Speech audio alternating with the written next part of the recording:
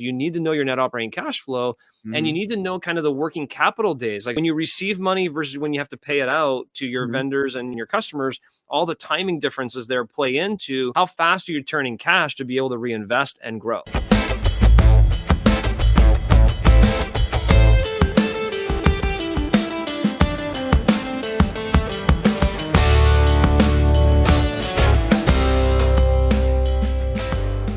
Hey guys, are you in business? Today, I've got a show for you. So we're talking to Mr. John St Pierre, and he's got a forthcoming book, The 100 Million Journey, your guide to building the business of your dreams without driving it off a cliff. All right. And so let me give you a little bit of background, some context, and we're going to dig into this as we go. John is an accomplished entrepreneur with an incredible depth of experience from both significant failures. We don't like them, but we like those because that's where the learning comes, right?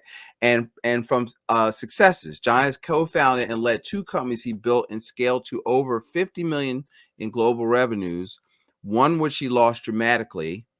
This is where the lessons are, right? And the other, he grew to $100 million by implementing his entrepreneurial learnings and empowering others on the Entrepreneurial United podcast. He's a trusted investor, speaker, mentor to many entrepreneurs in the business world today. John, welcome to the Practical Wealth. Yeah, thanks for having me, Curtis. Excited to chat with you. Yeah, my pleasure. So tell them what I didn't tell me. What give me a little background that catches up, and then you want to dig into your journey. Yeah, absolutely. Well, thanks for that. And, I was an entrepreneur pretty much from my teenage years to college years, and always dreamed of building this nice big business and being glamorized as this entrepreneur who was able to build something significant, right? And started running hard and spent 15 years growing what I believe to be my dream company. The company that if you asked me right now, Curtis, you could be the CEO of any company in the world, which company would you want to be? That was the company I was building, the culture, the friendships, the people in the business. And 5 years ago this year, pretty much, I was fired from that very company that I started, that I built 15 years, north of $50 million in global revenues. And imagine the devastation of being like, what just happened? How could this happen? First of all, that's like straight Steve Jobs stuff right there. Like it is, right? It's like, what is going on? And how did I put myself in this position? How did I make myself so vulnerable to be here for this to happen to me? And you said it very well. I think a lot of us love to learn from failures because there's so much substance to it. But Curtis, when you're in the heartache of it, does it really, really hurt when you see loved ones or people going through moments of failure in their lives or in their business. But when you come out on the other side of it and you really take a really introspective look at your contributions and what you could have done better, you can apply those learnings to really achieve the success you really were meant to achieve. And that's what I was able to successfully do over the past 5 years. It kind of got me back on the horse and back running and really crystallized some really important learning. How does that, emotionally, that's hard. Like, I can't even imagine somebody firing me from this way. But do you understand? I built this. What are you talking about? You're firing me.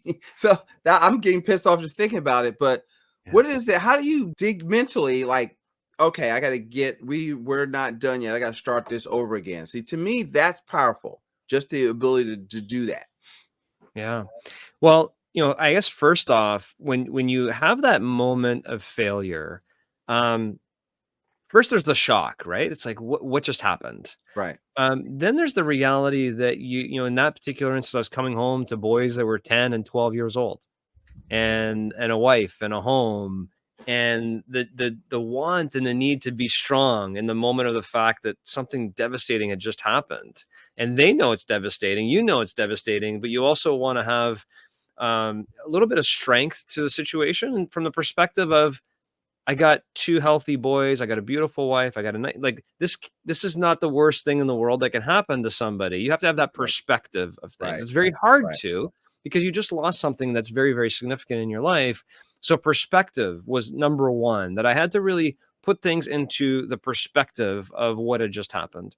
And I think the second part for me, which has always been part of my DNA and part that my mentors in my youth kind of had me develop, is that area of not feeling like the victim, but more processing what happened. And Curtis, I had never really been a journaler. to journal in the mornings, or Okay. think about what I'm grateful for every day, or visualize who I wanted to be in the future and why, or really have a life plan for myself. I was just kind of running hard in life and I was running hard in business, but they weren't really connected. I was just running. Right. And I took some time off to really spend time in deep self-reflection. And that was something I had never done before. I was 45 years old when this happened. I had never stopped for a minute to self-reflect, Mm. Mhm. journal, think through what I was grateful in life, think through what I really wanted to achieve in my life. I never really did that. I was just so ambitious. I just kept running all over the place, and I really ran myself off the cliff. Mm. So what you said, we said in your opening bio, you grew your other companies 100 million plus. But first of all, did you set out to, I want to build a 50 million, $100 million company? Was that in your mind, or from the get go? Yeah, well, not from the get-go, but I always wanted to be an ambitious entrepreneur and build something of substance. And Okay. so, um, I was part of a dot-com company, in the dot-com era of the late 90s, 2000s, and I had these big visions of this business becoming pretty large. But this particular business in question that failed, we were around a $10 million global sports company. Okay. And I saw a vision to 10x that business. And I literally went to my partners and said, we're going to get this company 10x. We're going to get it to 100 million in the next 5 years. I can see how to do this. I have the roadmap. I have the strategy. I see it. Let's go for it. So yes, it was a targeted, like, let's go build Okay. $100 million Okay. company. Hmm. But how we did that, there was a lot of mistakes in that process that really weren't sustainable, that put me in that vulnerable position. And then upon the failure, upon the reflection, upon the introspection of what were the key principles that I violated if you want to grow a business to 100 million, I Hmm. then crystallized those principles and I put them in the book, The $100 Million Journey. Hmm. And I applied those principles to another business that I was involved in. And we subsequently grew that business from a 5 million to sub $5 million business to north of $100 million business in 2022, the right way, applying all of the learnings that I had failed on, really, and the principles that I had learned to this business to successfully do it properly. So the answer, Curtis, is yes. I kind of always had this vision. And if you talk Yeah. to really ambitious entrepreneurs that want more than a lifestyle business, for whatever reason, this $100 million number resonates. Like, if you can build a business that size, you built something really substantial. Not that a $10 million business is not substantial, because it is. Right. But this vision of building something big was always something I was a little driven by, and now I'm on a mission to help entrepreneurs build their business that way as well. Yeah, I think, the vision is what pulls you towards your like, gets you up out of bed in the morning, having a big vision that's big enough to encompass all of the people in the market that you work with. So I think that's key. I'm curious to know, what are the so first of all, let's get this out the way. I want to do it again, but is the book out? The book is out. The book came Okay. out November 30th. It's on Amazon, The $100 Million Journey. Yep. Okay. All right. So I will order it as soon as we get done. Okay. Because I don't know if I don't know if I thought about 100 million, 10 million, but if I aim for 100 and I stop, if I miss and at 10 million, my wife and kids are not unhappy, Yeah, so absolutely. that's cool. So what are the principles, and I guess maybe two or three principles that you think are important, that are the mistakes you didn't know that you know now, that will, like, start to take our listeners on that trajectory? Yeah, absolutely. Well, how about I do this, Curtis? I'll list them Mhm. off real quick, and you know Okay. your listener base more than I. So if you're curious about any of these principles, then I'm sure your audience is as well. So I talked about the first one. That's not a principle, but you need to have a life plan.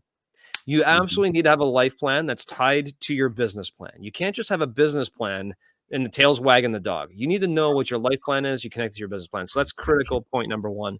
But the seven principles are these.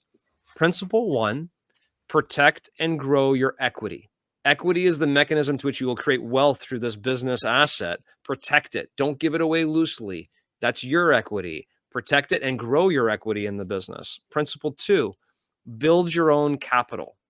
If you don't build your own capital through net operating cash flows to fund the growth of your business, you're going to go hat in hand to financiers, bankers, and they will own your business. They will actually take control of your operation and violate principle one: protect and grow your equity. Right. Principle three: Reinvest smartly. Entrepreneurs are known for chasing shiny objects all over the place. Be focused and reinvest in areas that can increase your capital that you're building, which further protects and grows your equity. So they all tie together here. Principle 4, build a culture of intrapreneurship. Have the people in your business, the intrapreneurs, act like entrepreneurs and treat the business like their own. Have them care about the business and the customer service and the growth of the business like you do, and provide them the incentives for that. That's what today's generation of workforce really wants. They want to feel like they're a part of something, not just an employee. Principle number 5, protect the house. You spent all this effort building something, but guess what? The bigger your business is, the more vulnerable it is.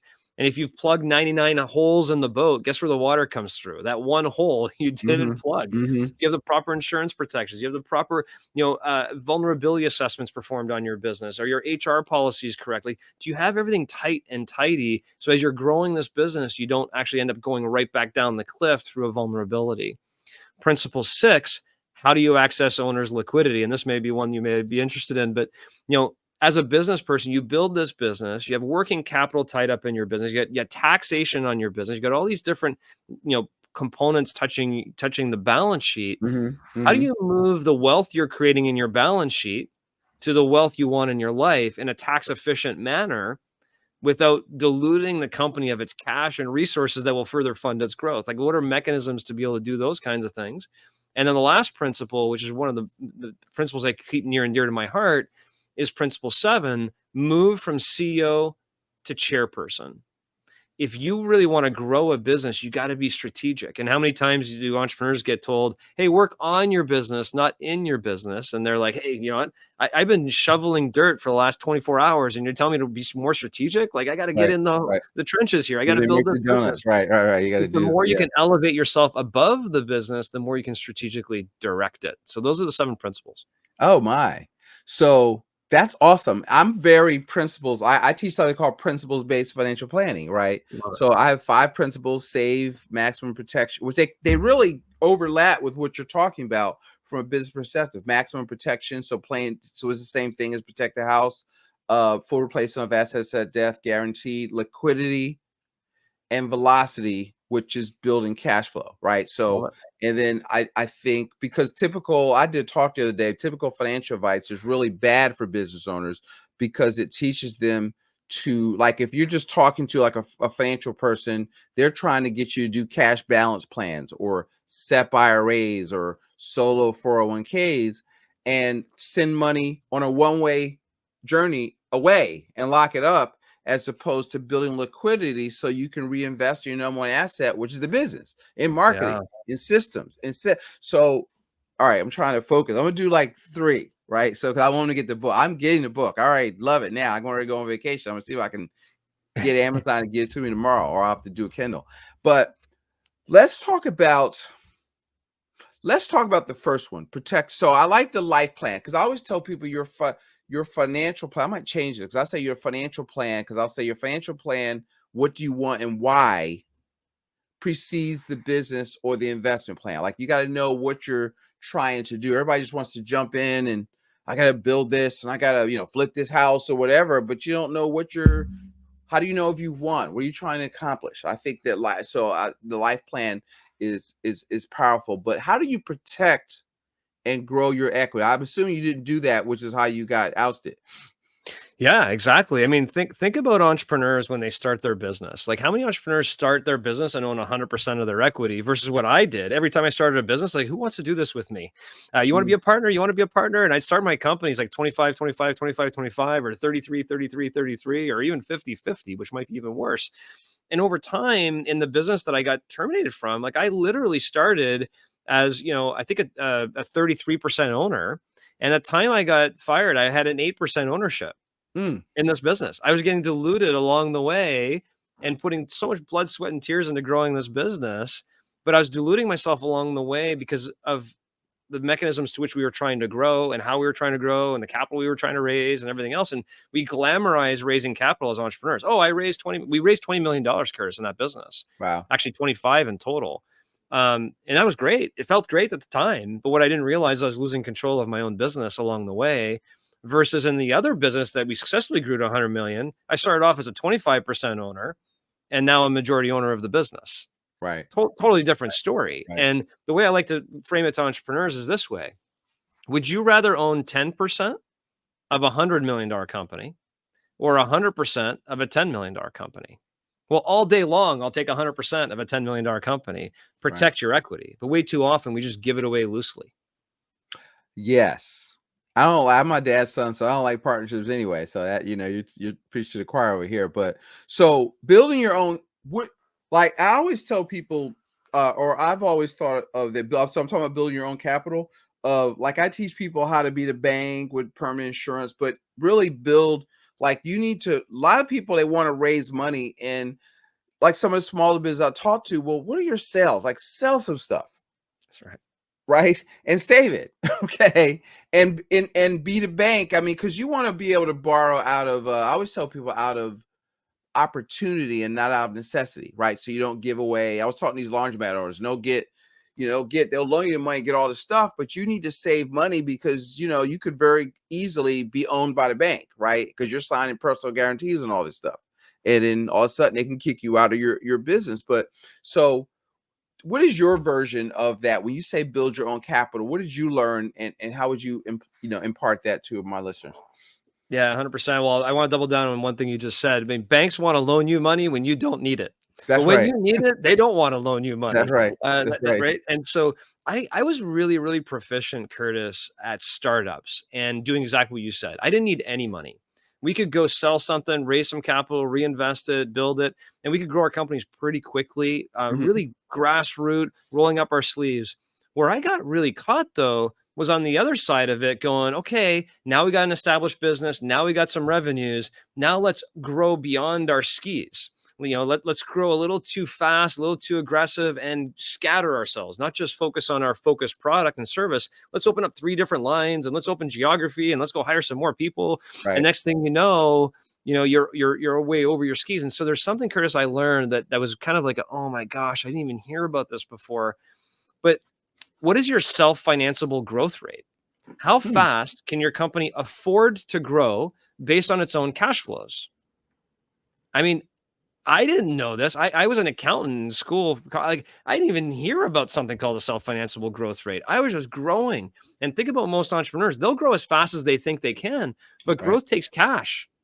Right. Growth can actually suck all of your oxygen out in working capital. I mean, there's a lot of reasons why growth has to be controlled and really done systematically in a way that can continue to be fostered through your own capital. And so one of the things I talk about with entrepreneurs a lot too, is what is your net operating cash flow? So entrepreneurs usually measure their business success based on their profit and loss statement. Mhm. And sometimes they're doing it on a cash basis profit and loss statement, not even an accrual based profit and loss statement. That's a different story. And then some of them are more sophisticated and they look at the balance sheet to see the strength of the company and how they're doing. But no entrepreneur really looks at their net operating cash flow from Hmm. year to year or month to month or quarter to quarter to see how much cash is this company generating that could be reinvested back in the company in a very strategic manner to further increase its net operating cash flow and really create this machine that further increase your self-financeable growth rate. So I'll sum it up with this. In the company that I failed on, I was trying to grow this company 50+% a year, but our self-financeable growth rate was probably around 5%. Hmm. Where does the other 45% come from of growth? Right. Bank leverage, over Yep. leveraging our balance sheet with bank debt, right? And then when we want to delever our balance sheet with the bank debt, we go to get investors, which I then sell my equity to bring on investors to help us further grow. And next thing you know, we're out of a business. We were successfully growing. That Wow. wasn't the issue. How do you calculate that? Now that's fact, because most people, like, even when you look at your which most people don't look at, but your profit and loss is really a lag indicator because that's history, right? And so I find is most people don't forecast. Here's what we got coming in. Here's where this cash needs to go. But how would you get to that? I know that's going to be in the book, but I need to know right now because I like thinking like that. I don't even know how to begin to look at my numbers and make them tell me that. Yeah. Yeah. And by the way, so I don't know if you heard the book Scaling Up. Vern I Harnish wrote a have book called Scaling Up. Yeah. Vern Vern Vern Harnish. Harnish. Okay. Yep. It's a fantastic book. And by the way, I had read it and I loved it. And there's a cash section in that book that's written by a gentleman by the name of Alan Miltz. And I interviewed Alan Miltz for my book. And he said, John, you know what? I've interviewed 3,000 CEOs and asked them, what's your net operating cash flow? And he said, not one of them could tell me. The whole financial system has made this idea of cash flow so complex that it's hard to figure out. And he provided me with some clear formulas on how to do it. And on my website, 100mjourney.com, I have a free workbook. And I created some templates in there where you just got to punch in your numbers, and it tells you your net operating cash flow, your self-financeable growth rate, the power of one. If you increase, change things by 1%, how does it change your profitability and your cash flow? All those different tools and formulas are built in there. But the quick essence of it is you need to know your net operating cash flow, and you need to know kind of the working capital days, like when you receive money versus when you have to pay it out to your vendors and your customers. All the timing differences there play into how fast are you turning cash to be able to reinvest and grow. I love that. I'll definitely have to check that out, because I was listening to something with Jay Abraham on it, and what a lot of people don't do. I talk to business owners about your number one investments to business, and it's levers like that you got to learn to look at. Whereas that's you can run your business like a little hedge fund, and there's all kinds of little levers that you can pull, and other markets and different ways to grow. And I think we're too busy. It's going back to what you said, going after shiny objects instead of looking at the business that you have as your number one asset. That's brilliant. Tell me about, this is what I don't understand. I kind of understand it, but I want you to tell how you do that, because how to build a culture of entrepreneurship, right? Because people say, to have your employees think like owners, but they don't think like owners. Yeah. They think like employees. They just want their check on Friday, every other Friday. So that I'd be curious to know how you kind of get that across. Yeah, and it's certainly different depending on your business, right? Some people may say, "Oh, that's not possible for me," for whatever reason of their industry or their business. But I think building a culture of entrepreneurship all starts with who you're hiring. It all starts as well with what your vision is for your business, what your mission is for your business. Do you have a greater purpose than just selling a widget or selling French fries? Do you have a greater purpose and mission that you speak from your heart, that you really care about, that people are engaged with? And they don't just come to work for you because of the paycheck. They come to work for you. Yes, they need the paycheck. I get it. That's important. Right. But they also want to be there because of who you stand for and what you are and what you're doing. I think that's a really important piece to really bring through. And I think a lot of the younger generation of workers, they want to work for something that's meaningful. To them, that's really important. So that's number one. Number two is how you interview. Are you, I really talk in the book about behavioral based interviewing practices, and, are you hiring the person that's the best skilled for the job, or maybe somebody that's maybe a little less skilled for the job, but really has the right mindset in terms of what they're looking to do in their lives and how they're trying to build.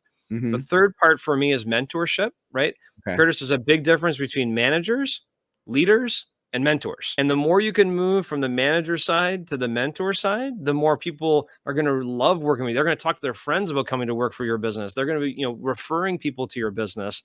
With the company that we lost, the culture of that business was so phenomenal, Curtis. We never put an ad to hire anybody, ever. Wow. Okay. All of our hires were warm network referrals, all of them. So just think about warm network referrals coming and saying, well, I want to work here. We're like, well, we don't have a position yet, but we'll keep your name for when we do. Right. And we were able to hire that way. People get into that system and that culture, and they thrive, and they want to be there.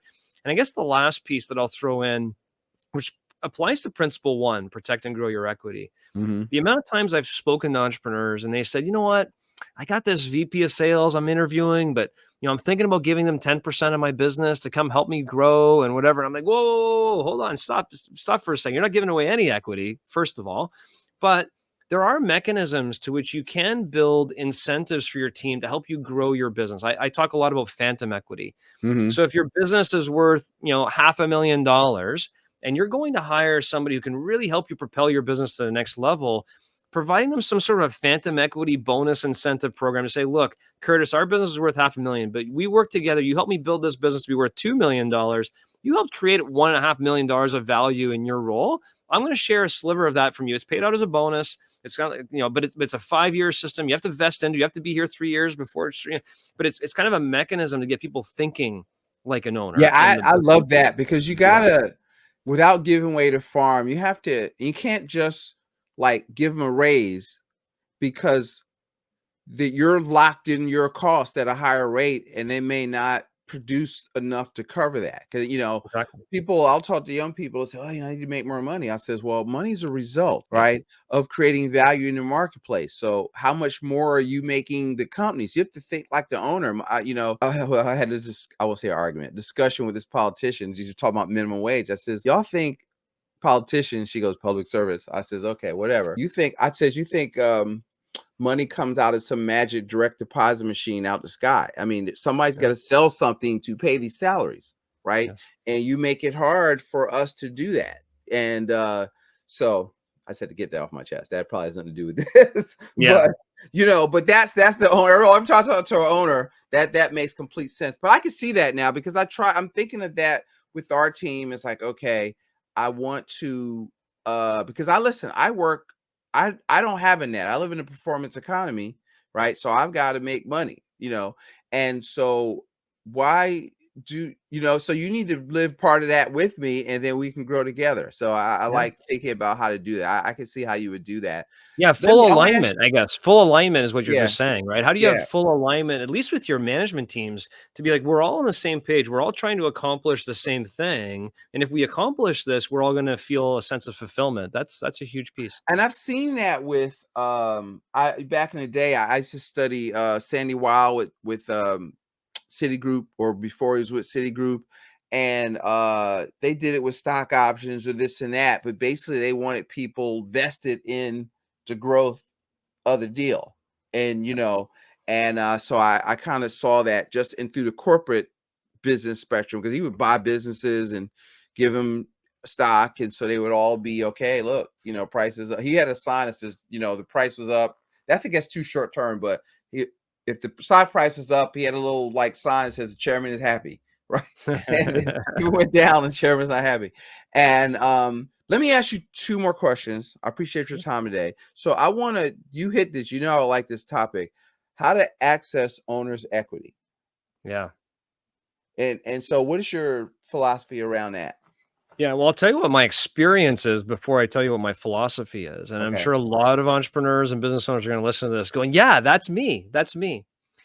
The amount of times that I would talk about, oh, my business is growing, and now we're at this size, and now we have X amount of clients, and now we're here. And, oftentimes my wife would be like, show me the money. Like, when do we get paid? Right. And it's like, well, beyond my salary, when was I ever really, really, really taking profit distributions from my business? Well, the answer was never, Mhm. because the money was either being reinvested to grow, or the money was being paid for taxes, or we had some sort of extraordinary circumstance, which seems to happen every other year, of something happening that would consume money, whatever that Right. may be, right? A Right. lawsuit here, or an accident, or an investment we want to make in equipment, or something would happen. And the question would be, when do owners ever get paid? Right. Ever. And the answer is when we sell. And I don't like that answer, because I don't like Yeah. selling Right. valuable equity. Right. Me So either.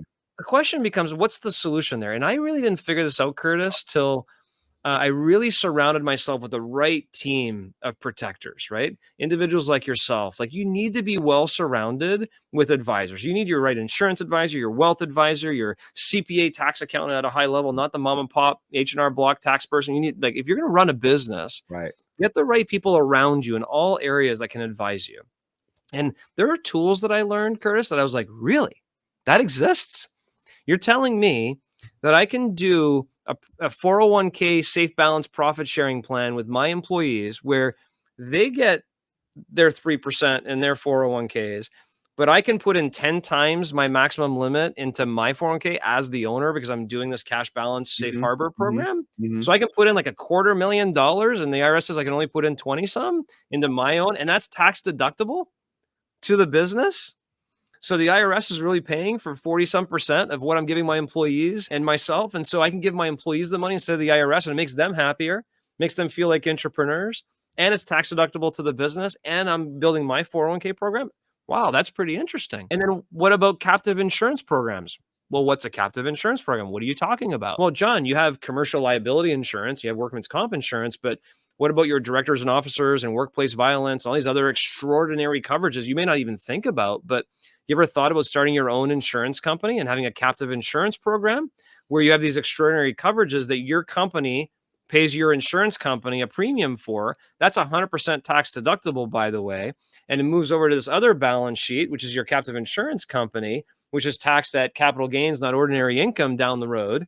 Right. And that could be working in an investment fund over here, and you reduce your tax liability, but you still get and it's just like, there are so many mechanisms that exist out there for owners to really think through very strategic ways of moving their wealth from their business balance sheet to their personal balance sheet, as opposed to just, okay, we made $1 million this year. Let's do a distribution for $1 million. And then we're going to pay Uncle Sam their piece. And then we have to reinvest money back into the business because the business needs cash now. And you kind of go back and forth. And ultimately, you never get paid until you sell.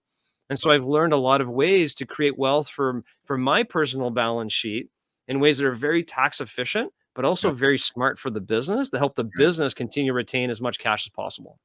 That's awesome. I think that and so business is a team sport. So you have to get around people that have those ideas that where you can do that kind of stuff. I like actually because to me, I think that you should be financially independent of the business, right? So you don't have to sell it. And I think that, because the business will eat up all the money you let it. If you let it stay there, it'll eat up all the money you give it. So you have to decide, I expand on this, but I really started to really think about this when I read Mike McCall's book, Profit First, right? Because it's a cash eating monster. And so you have to pay yourself, which most people don't do, like a salary, but then you have to take profit, because profit is what you get for taking the risk and owning the business.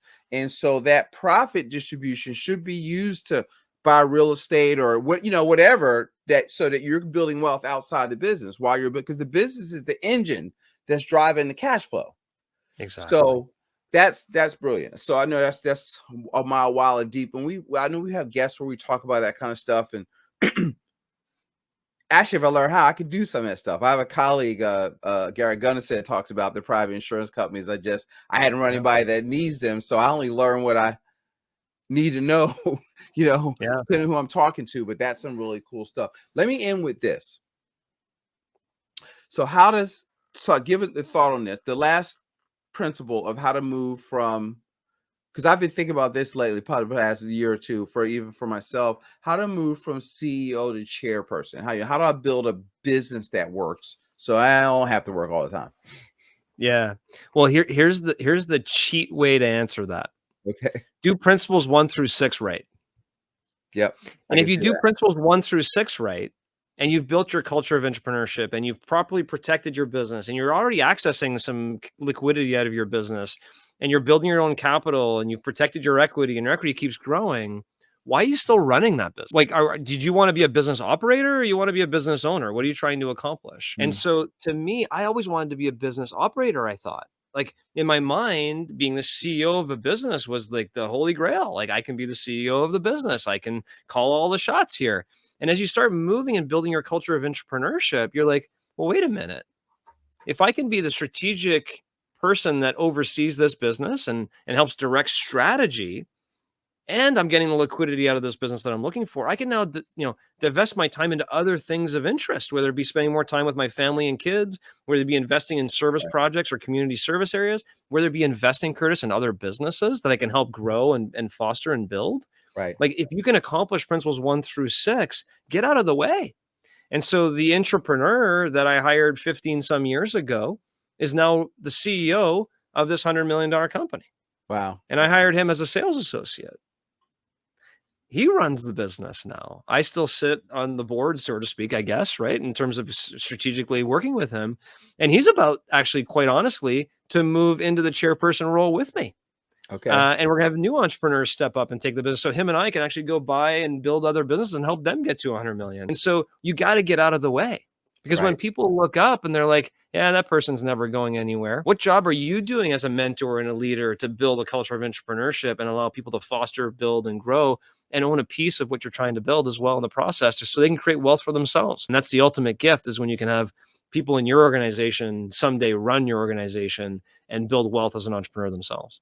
Do you think, boy, this is so awesome. As we close, I want you to tell them where I'll find you. But as I'm looking at this, the steps, right? And this, what I like about principles work, period, right? It doesn't matter. So if they have a $250,000 a year company versus, a $10 million or $2 million company. So if I was like a $250,000 or $500,000 company, if I did these steps in the order which you talk about, I could build that and I could become, because really, if you do it, you could be the chairperson. So wherever you're starting, if you adopt the work ethic and the principles, it'll kind of, as long as you don't do anything crazy and you got a good marketing and a good product, you should achieve your goal, whether it's 100 million or 10 million or a million.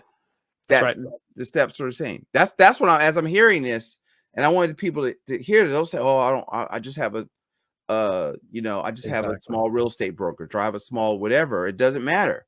It doesn't matter, Chris. And listen, for Amazon, sometimes you got to get a little flash and splashy with 100 million as Yeah, yeah, opposed to the $1 million journey. So you got to do it. But yeah, the principles apply to everybody. If you do not apply these principles, I don't care how big your business is, you're going to have a hard time growing and succeeding yeah. and building the business of your dreams. But if you do seek to grow from a lifestyle size business to a high performance business, it's treacherous terrain. There's a lot of vultures in there. There's a lot of dangers in there, and you can lose everything you spent your whole time building. So if you do aspire to grow a big business someday, you also got to have these principles in place. So might as well start there. Wow. Yeah. Begin with the end in mind. Uh, I wanted to get out because I want people hearing that this is not for a Right. big thing. You can take this wherever you are and then just apply this and, build a business that you don't have to retire from. You just stop working, but now you've got an asset. You're trying to go buy apartment buildings, but you don't know anything about apartment buildings, but you know this.